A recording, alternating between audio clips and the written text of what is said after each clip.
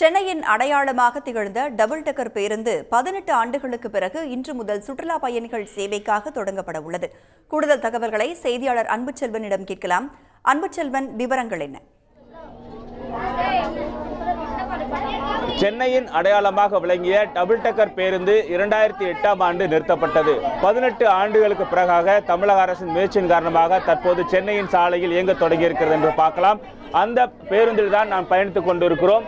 கெல்லிஸ், ராயபுரம் உள்ளிட்ட அரசு காப்பகங்கள் இருக்கக்கூடிய மாணவர்கள் முதல் பண்பாட்டு சுற்றுலாவில் பயணித்துக் கொண்டிருக்கக்கூடிய காட்சிகளை நமது ஒளிப்பதிவாளர் காட்டிக் கொண்டிருக்கிறார். சென்னையினுடைய பிரதானமான அண்ணா சாலையில் இந்த பேருந்து என்பது தற்போது சென்று கொண்டிருக்கக்கூடிய காட்சிகளையும் வரக்கூடிய மாணவர்கள் அனைவரும் மகிழ்ச்சியாக கொண்டாடக்கூடிய காட்சிகளை பார்த்துக் கொண்டிருக்கிறோம். நமது ஒளிப்பதிவாளர் செந்தில் தற்போது காட்டக்கூடிய காட்சிகள் நீ பார்க்கலாம். டபுள் டெக்கர் பேருந்து குறிப்பாக சென்னையில் ஒரு 18 ஆண்டுகளுக்கு முன்பாக மிகப்பெரிய ஒரு அடையாளமாக விளங்கிய பேருந்து என்று சொல்லலாம். அப்படியாக இயக்கப்பட்டு கொண்டிருந்த பேருந்து சென்னையின் சாலையில் பல்வேறு மேம்பால பணிகள் நடைபெற்றுக் கொண்டிருந்ததன் காரணமாக முற்றிலுமாக அந்த பேருந்து என்பது நிறுத்தப்பட்டு கொண்டிருந்தது. முன்பு தாம்பரத்திலிருந்து உயர்நீதிமன்றம் வரைக்கும் இந்த இரட்டை அடுக்குமாடி பேருந்து என்பது இயக்கப்பட்டு கொண்டிருந்தன.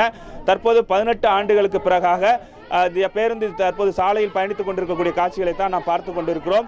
அயலக தமிழர்கள் மற்றும் அசோக் லைலாண்ட் ஆகியோர் 1,86 லட்சம் ரூபாய் மதிப்பிலான இந்த பேருந்தை தமிழக அரசுக்கு வழங்கினார்கள். தமிழக அரசை பொறுத்தவரை முதலமைச்சர் தமிழ்நாடு சுற்றுலா வளர்ச்சி கழகத்திடம் ஒப்படைத்தார். அந்த பேருந்து தான் தற்போது பொதுமக்கள் பயன்பாட்டிற்கு கொண்டு வரக்கூடிய வகையில் கலாச்சார பண்பாட்டு ஒரு பயணமாக சென்னையில் செல்லக்கூடிய வகையிலான இந்த பேருந்து என்பது இயக்கப்படுகிறது. இன்றிலிருந்து தொடங்கக்கூடிய இந்த பேருந்து 30 வழித்தடங்களுக்கு செல்வதற்கு திட்டமிடப்பட்டிருக்கின்றன.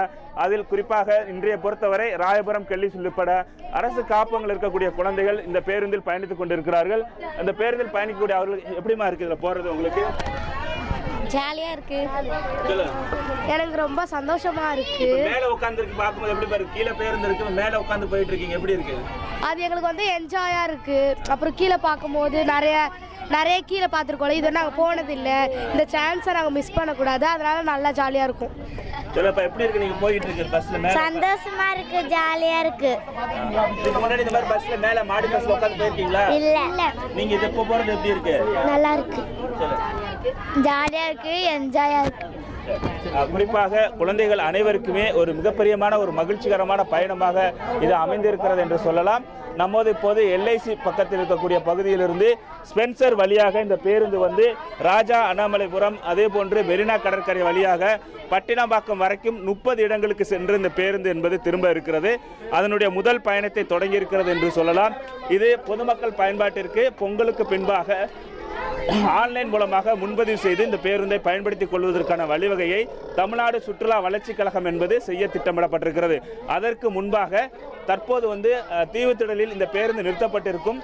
பொங்கல் முடியக்கூடிய வரைக்கும் அந்த பேருந்தில் மாணவ மாணவியர்களை சுற்றுலா தலங்களுக்கு அழைத்து செல்லக்கூடிய வகையில் திட்டமிடப்பட்டிருக்கிறது. அதன் முதற்கட்ட பயணத்தை தான் இன்று தொடங்கியிருக்கிறது என்று சொல்லலாம். மாணவர்கள் உற்சாகமாக இந்த பயணத்தை சென்று கொண்டிருக்கிறார்கள்.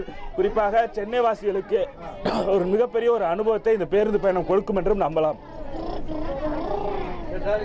சென்னையின் அடையாளமாக திகழ்ந்த டபுள் டெக்கர் பேருந்து 18 ஆண்டுகளுக்கு பிறகு இன்று முதல் சுற்றுலா பயணிகள் சேவைக்காக தொடங்கப்பட்டிருக்கிறது. கூடுதல் விவரங்களை கடத்திலிருந்து தகவல்களை பகிர்ந்து கொண்டமைக்கு நன்றி அன்புச்செல்வன். உடனுக்குடன் செய்திகளை தெரிந்து கொள்ள சன் நியூஸ் பெல் ஐகானை கிளிக் பண்ணுங்க.